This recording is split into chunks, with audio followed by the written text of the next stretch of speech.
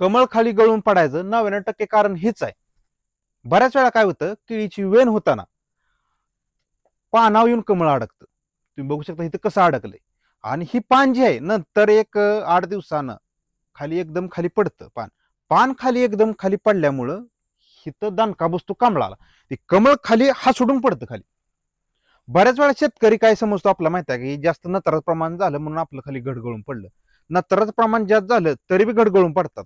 Already नत्राची गरज असते आपल्या प्लॉटला, तर आपण सोडत नाही. कारण की असं कुठं तर दिसतं आपल्याला खाली घडगळून पडलेलं. त्यामुळे आपण अजिबात नत्र सोडत नाही. तर तुम्हाला काय करायचंय की आपल्या प्लॉटमध्ये लक्ष ठेवायचं की असं पान कुठं दिसलं तुम्हाला, त्याच्या येऊन कमळ जर दिसलं तर ती पान जे आहे खाली मोडून घ्यायचं. बघा तुम्ही डोक्यात घ्या की खाली पान मोडलं तर ह्या कमळाला काहीच होणार नाही. जरी पान जर तसं ठेवलं तुम्ही तर ही काय होणार, एकदम दणका बसणार आणि कमळ खाली पडणार. तुम्हाला तुमच्या केळीच्या प्लॉटमध्ये 1-2-3 दिवसात नाही खेळपाडा ठेवायचाच आहे. असं जर कुठं पानाव कमळ दिसलं तर ते पान अज्यात खालनं मोडून घ्यायचं आणि त्या कमळाला खाली वाढायचं नाही बरं का. जर तुम्ही खाली वडलं तर ती मोडून जाईल. नंतर ती कमळ जी आहे ती केळाच्या वजनानं आपाप खाली येतं. त्यामुळे जास्त काय डोकं लावू नका. कारण की एकरात जर तुमचं 10 घडगळलं तर वजन धरा 25-30 किलोनं घडाचं एका. आणि आता रेट आहे 26 रुपये. तर तुमचं किती वाटोळ होतंय? 7-8 हजाराचं 100% वाटोळ होतंय. त्यामुळे आजचा व्हिडिओ जास्तीत जास्त केळी उत्पादक शेतकऱ्यांना शेअर करा.